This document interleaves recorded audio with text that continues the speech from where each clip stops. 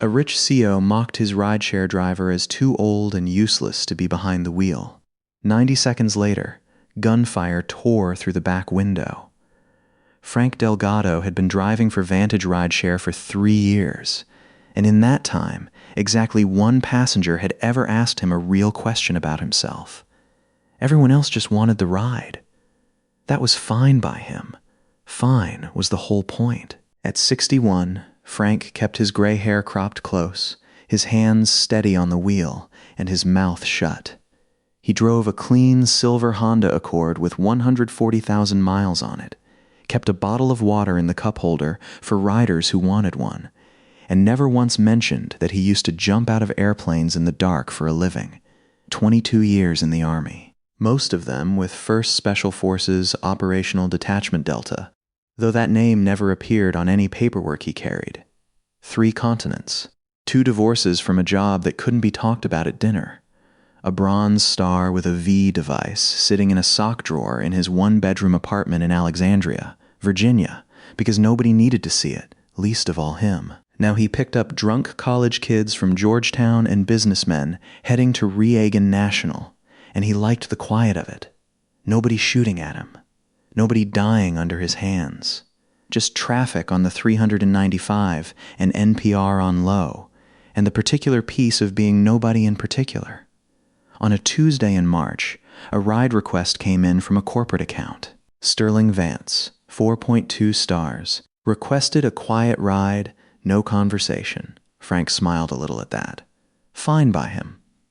The pickup was in front of the Sterling Marlowe Group Tower on K Street, 17 floors of blue glass that housed one of the fastest-growing private equity firms on the East Coast. Frank pulled the Accord to the curb at 7:45 a.m. and watched 2 people come through the revolving doors.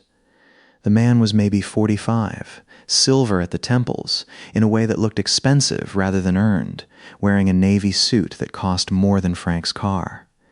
He walked like a man used to doors opening for him. Behind him came a woman in her early 30s, sharp black blazer, a leather portfolio bag clutched against her side like a shield. Dark hair pulled back tight enough to look painful. "You're the driver?" the man said, not really a question, already reaching for the back door handle. "Yes, sir, Frank." He didn't offer a hand. Some people didn't want one. Sterling Vance. The man said his own name, the way some people said the weather, like it was simply a fact everyone already knew. "This is Danielle, my executive assistant. We need to be at Dulles by 9. Try not to hit traffic." "I'll do my best, sir." Danielle Cho slid into the back seat beside her boss without a word, tucking the portfolio bag against her hip, both hands resting on top of it like she was guarding something. Frank noticed that. He noticed most things. 22 years of staying alive had taught him that survival was mostly a matter of paying attention to what other people didn't bother to see. He noticed, for instance, that Daniel checked the side mirror twice before they'd even left the curb. Not vanity. A driver's habit, or a soldier's. He filed it away and pulled into traffic. Sterling Vance did not believe in silence. "You believe this?" he said into his phone within 30 seconds of leaving the curb, loud enough that Frank could hear every word without trying. "Marcus wants to push the Hendricks acquisition to Q3. Q3. We'll lose the window. Tell him that. Tell him I said that." Danielle murmured something soothing. Vance kept talking, to her, to his phone, occasionally to the driver as if Frank were a piece of the car's dashboard that happened to respond. "You know what's wrong with this city," Vance said, apropos of nothing, catching Frank's eyes in the rearview mirror.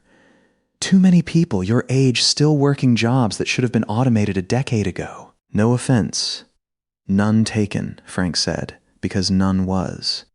"I'm serious." Vance leaned forward slightly, warming to the subject the way certain men warmed to any subject that let them feel smarter than the room. "You're what, 65? Should be home. Golfing. Collecting your Social Security. Instead, you're out here white-knuckling a Honda through rush hour, with cataracts starting, reflexes shot, holding up traffic for people who actually have somewhere to be." Danielle's eyes flicked toward Frank in the mirror for half a second. Something passed over her face. Not amusement. Something closer to calculation. Frank clocked that too. "I need the work," Frank said mildly, keeping his voice as flat as the highway.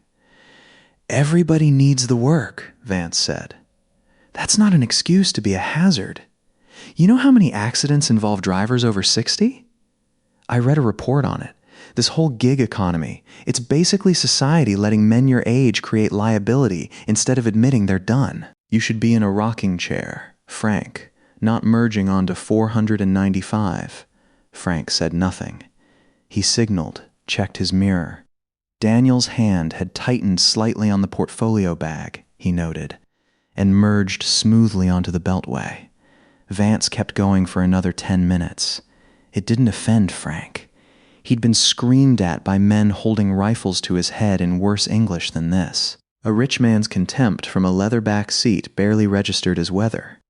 What registered was Danielle. She'd checked the mirrors 4 times now. She kept glancing at the dashboard clock like she was tracking against some other schedule, one that had nothing to do with a 9 a.m. flight. And twice, when her phone buzzed, she angled the screen away from Vance with a speed that had nothing to do with discretion and everything to do with concealment. Frank had spent 2 decades reading rooms full of men who might kill him in the next 90 seconds. He read Daniel Cho the way he used to read a compound before a breach. Something in her was wound tight enough to snap. They were 3 miles from the Dulles Toll Road exit when the black Suburban came out of nowhere. It didn't merge. It didn't slow down. It simply appeared in the left lane doing 85 and clipped the Accord's rear quarter panel hard enough to send the car fishtailing across 2 lanes. Vance screamed. Danielle grabbed the door handle, knuckles white, and said nothing at all. Which, in the half-second Frank had to notice anything, struck him as strange. If you enjoy stories of courage, justice, and redemption, subscribe to our channel. Then drop a comment and tell us where you're watching from. We'd love to welcome you. People who are frightened usually make noise. People who already know what's coming sometimes don't. Frank's hands were already correcting the wheel before his mind had finished the thought. Muscle memory built over 2 decades of driving vehicles through places designed to kill him took the fishtail and turned it into a controlled slide, tires screaming, and brought the Accord back into its lane a half-second before a delivery truck would have turned it into scrap metal. "What is happening?" Vance started. A second SUV, gray this time, swung in from the on-ramp behind them, and the passenger window dropped. Frank saw the barrel before he consciously registered it as a rifle. The old training simply moved his hands, cutting the wheel hard right, dropping the Accord down an off-ramp that hadn't been on their route, as 3 rounds punched through the rear windshield and exited through the windshield of a car 2 lanes over, which promptly swerved into the guardrail in an explosion of glass and steel. "Get down," Frank barked, the first genuinely commanding thing he'd said all morning, and something in the tone made both passengers instantly obey without question, some ancient animal part of them recognizing an order from someone who knew what he was doing. Vance folded himself into the footwell, hands over his head, sobbing something incoherent about his children. Daniel went down, too. But Frank, glancing in the mirror for a fraction of a second, saw her hand slip inside the portfolio bag before she disappeared from view. He filed that away with the cold, clean efficiency of a man cataloging threats and kept driving. The off-ramp dumped them onto a service road running parallel to the toll road, warehouses and chain-link fence on either side.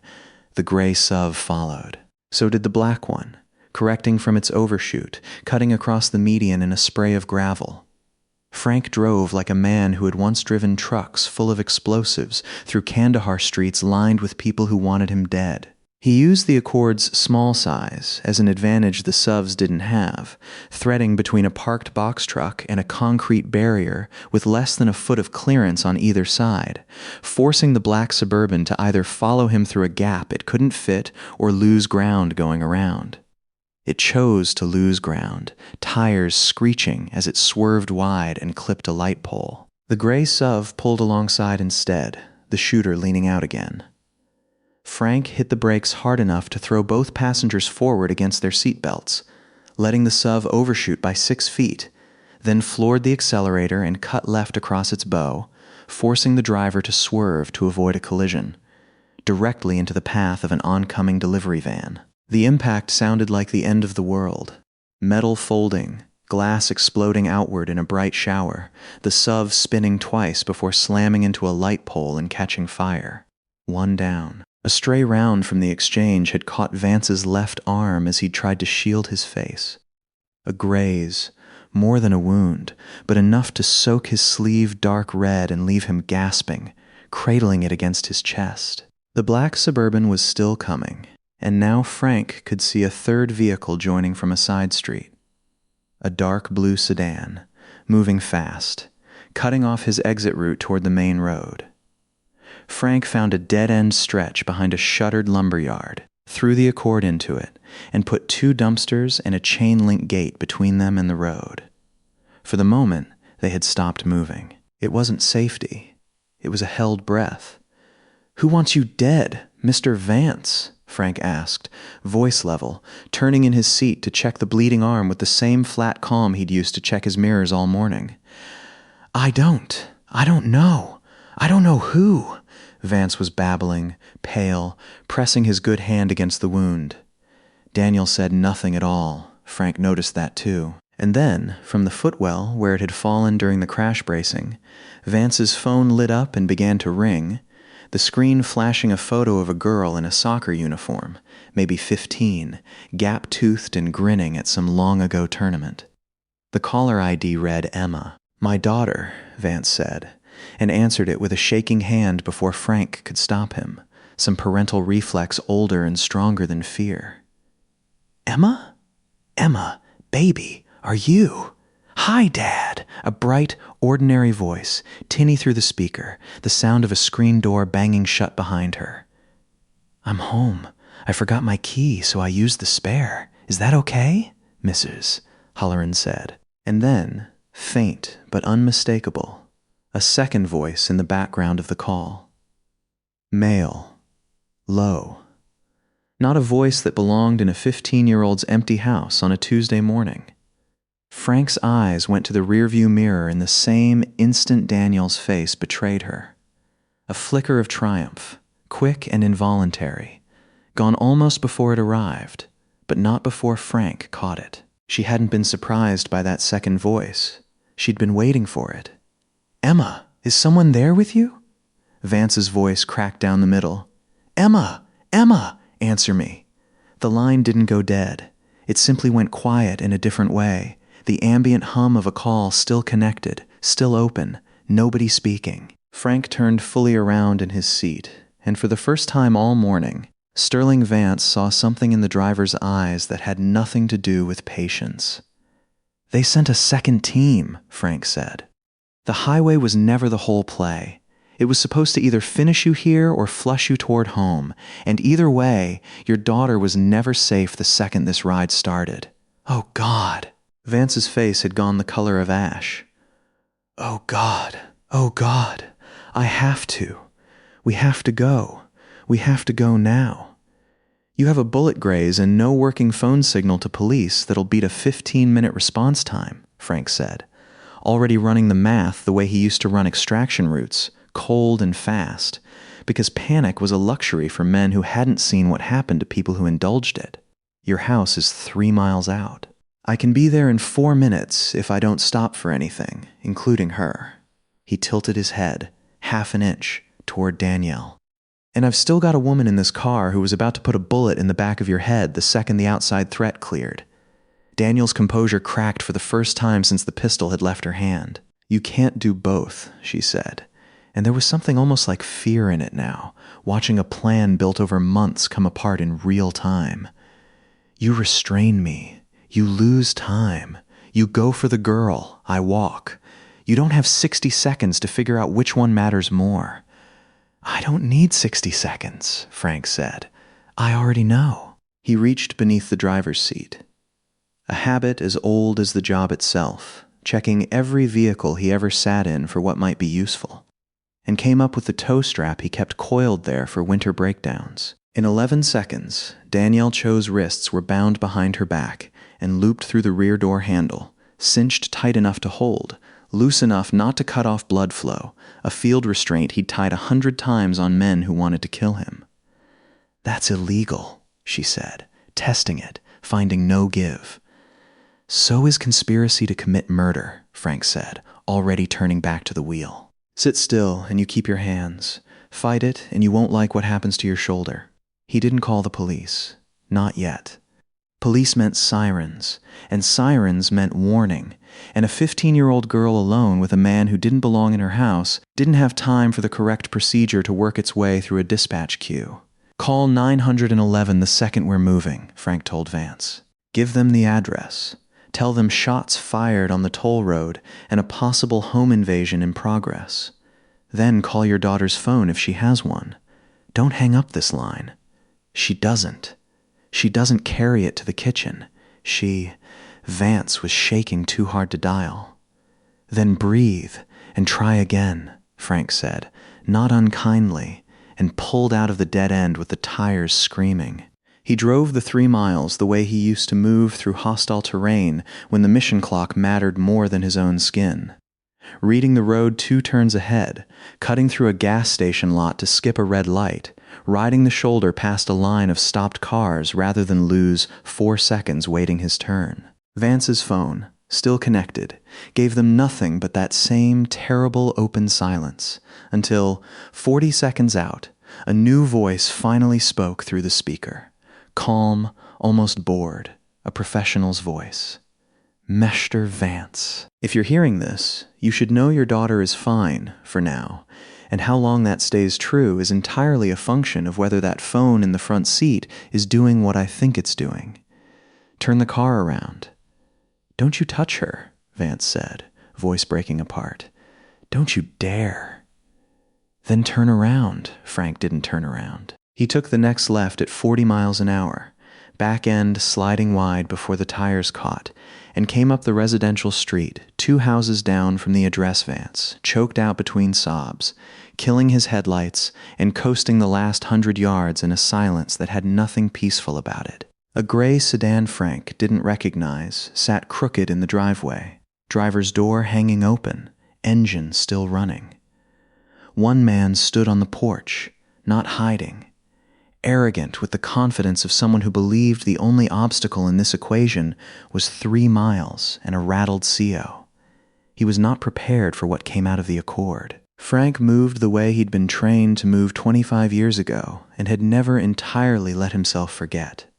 Low, fast, silent across the lawn, closing the distance before the man on the porch had finished registering that the car had actually stopped instead of turning around. The man's hand was already dropping toward his waistband when Frank reached him, and the fight that followed lasted 4 seconds and ended with the man face down on the porch boards, arm wrenched up between his shoulder blades at an angle joints weren't built for, weapons skittering harmlessly into the flower bed.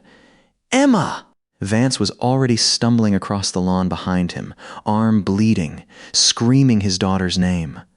The front door opened before Frank reached it. Emma Vance stood in the doorway, wide-eyed, phone still in her trembling hand, and behind her, backing toward the kitchen with his hands half raised, a second man realized in the space of a heartbeat that the odds inside the house had just changed completely. "On the ground," Frank said, and something in the flat certainty of it. The same voice that had once made hardened operators drop their weapons in the dark corners of buildings on the other side of the world. Put the man on his knees without another word needing to be said. Emma ran past Frank into her father's arms, both of them sobbing, Vance's bleeding arm wrapped around her like he could physically hold the last 20 minutes at bay. Frank kept his knee in the second man's back until the first police cruiser turned onto the street 4 minutes later, lights spinning silent and red across the front of a house that, an hour ago, had been the most ordinary place in Fairfax County. The police arrived in force after that. First the local units, then, once the connection to the toll road wreckage became clear, 2 unmarked sedans that turned out to be FBI. Drawn by an interagency alert that a private equity CEO's convoy had just been the target of an organized ambush with a body count on a public highway. Danielle Cho was found exactly where Frank had left her, wrists bound to the rear door handle of a bullet-scarred Accord parked 4 blocks away, the fury drained out of her now, replaced by the flat exhaustion of someone doing math on the rest of her life. The recovered pistol, the phone with its half-erased texts to a Bristol Capital shell account, and the testimony of a very rattled and very alive. Sterling Vance would do the rest. An FBI agent named Ruiz took Frank's statement, standing beside the wrecked Accord, and it was Ruiz who paused halfway through, looking up from his notepad at the description Frank gave of the pursuit, the improvised restraint, the 4-second takedown on the porch, the clean, clinical read of Danielle's tells from the very first mile of the ride. "Sir," Ruiz said slowly, "were you prior military?" Frank hesitated. 22 years of reflex told him to say no, to deflect, to stay the gray man nobody looked at twice. But something about the morning, about being called useless, about watching a 15-year-old girl run into her father's arms because a stranger decided her 60 seconds mattered more than his own comfort, made him tired of the old habit. "Army," Frank said. "Long time ago." "What unit?" Frank looked at him for a long moment, then said the words he hadn't said out loud to a stranger in almost a decade. "Delta." Ruiz's pen stopped moving. He didn't say anything else about it, because men who'd actually served with people like that knew better than to make a show of the silence that followed. He simply nodded, once, the way one professional acknowledges another, and went back to his notes with considerably more care. Sterling Vance, arm bandaged, daughter still pressed against his side, had been standing close enough to hear every word. 3 weeks later, Frank Delgado was no longer driving for Vantage Rideshare, though not because he'd been fired. Sterling Vance had personally driven, badly, in a rented Camry, since his own vehicle was still in an FBI evidence lot, to Frank's apartment building in Alexandria, and had stood in the hallway for a full minute working up the nerve to knock. "I came to apologize," Vance said when Frank opened the door, "and to ask you something. Come in." They sat in Frank's small living room, where a folded flag from a funeral Frank never talked about sat on a bookshelf next to a single framed photo of 6 men in desert fatigues, none of whom smiled for the camera because none of them believed in tempting fate. Vance looked at the photo for a long time. "I said things to you in that car," Vance said finally. "Things I've said to a dozen drivers before you and never thought twice about. I called you a hazard. I said you should be home collecting a check instead of doing an actual job. And you'd already saved my life twice, and then you saved my daughter's, before I ever deserved either one." "You didn't know," Frank said simply. "That's not an excuse, and we both know it." Vance rubbed a hand over his face. "I've spent 3 weeks thinking about how many other people I've talked to like that. How many people I looked at and just decided who they were before I ever actually looked. My daughter asks about you every day. She wants to meet the man who came through the door." Frank said nothing for a moment, because there was nothing that needed saying about that part. Some men figured it out. Most didn't. The ones who did rarely needed to be told twice. "I want to offer you a position," Vance said. "Head of Executive Security for Sterling Marlowe, whatever salary you name. I should have had someone like you 5 years ago. And instead, I almost got myself killed by the person I trusted most, and almost lost my daughter besides, saved both times by the person I trusted least." Frank was quiet for a moment, looking at the photo on the shelf, at 5 faces frozen at 24 years old forever, at a life he'd left behind on purpose because peace, ordinary and unremarkable, had been the thing he'd fought hardest to earn. "I appreciate it," Frank said. "But I like driving." Vance looked genuinely startled. "After everything. Especially after everything." Frank almost smiled. For 22 years, people needed me to be somebody. Somebody who could get them out alive. Somebody who could make hard calls. Somebody whose name went in classified files nobody would ever read. I'm 61 years old, Master Vance. I like being nobody for a while. I like the quiet. Vance nodded slowly, understanding arriving late but arriving all the same. "Then let me at least say it properly.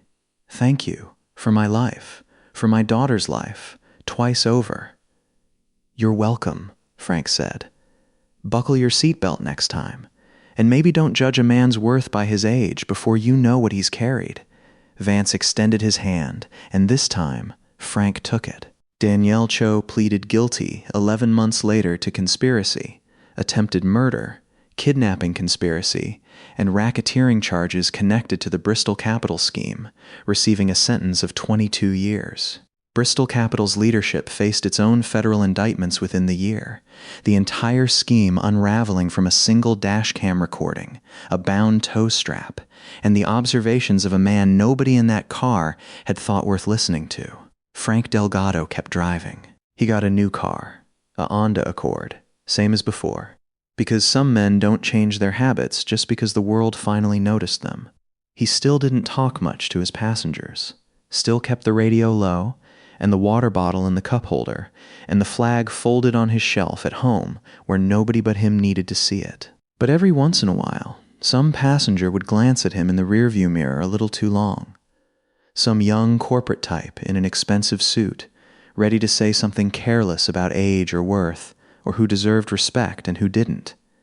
And something in Frank's calm, steady eyes would make the words die unspoken. Because the truest strength, the kind that had carried him through deserts and mountains and every kind of hell a man could survive, had never needed anyone's recognition to be real.